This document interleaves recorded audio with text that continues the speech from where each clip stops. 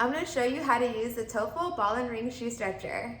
So this is the box that your shoe stretcher is going to come inside, and when you open it up, this is what it looks like inside.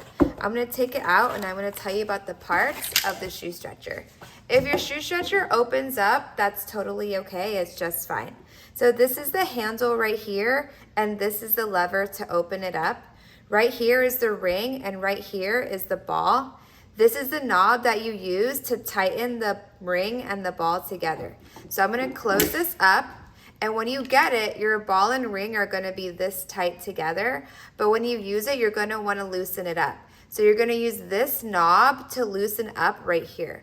So I'm going to go ahead and I'm going to twist it this way right here, and I'm going to get it to be right here.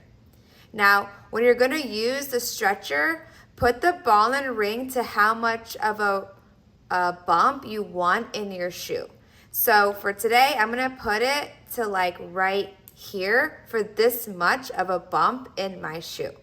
And then like I said, to open this up, you can either use this lever right here, or if it's closed, you can also use the handle to open it up.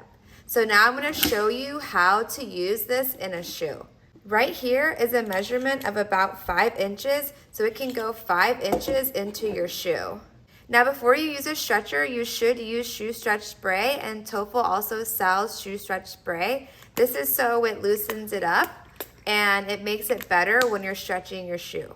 So for this shoe right here, I'm going to put it right here where a bunion would be. So in order to do that, I need to loosen up my shoe, and then I'm going to use my spray, which remember to always test your spray to make sure that it doesn't discolor your shoe or anything. So I'm going to spray this on the inside in the bunion part here, and I'm going to put my shoe stretcher inside of the shoe. The best practice is to use this stretcher a little bit at a time. So that's why I'm going to have just a little bit of a bump at a time. And gradually, I'll go more and more as much as I need for the bump. So for the right now, for this demonstration, I'm going to do a little bit at a time. So I'm going to put the bump right here from using this, right here inside of my shoe. And I'm going to open this up right here.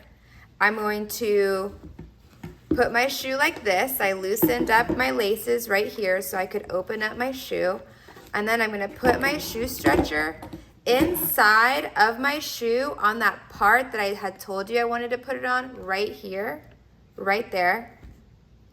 And I'm going to close my handle like this until I hear it click. And then it's exactly at the spot that I want it to be in.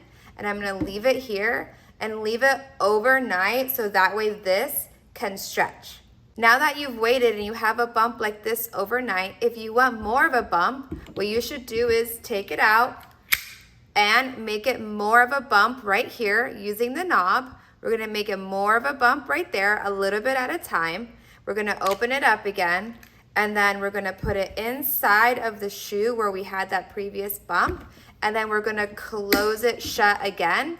And see, there's more of a bump this time. We're going to leave it overnight. So over time, we're going to gradually create that bump and stretch out the material.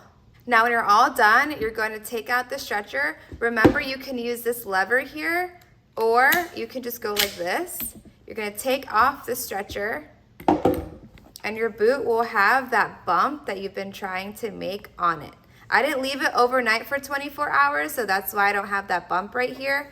But if you do, you will gradually have that bump. Also, if you want to protect your shoe from getting a ring around it from the ring of the stretcher, all you have to do is put a cloth on the shoe, and then when you put your shoe stretcher inside of your shoe, have the cloth be in between the ball and ring, so that way as it's stretching, you have this cloth that's protecting it from getting a ring.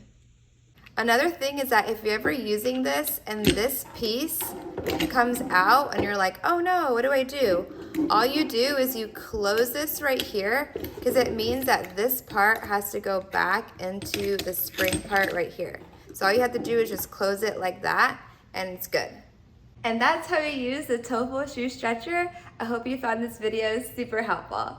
Bye!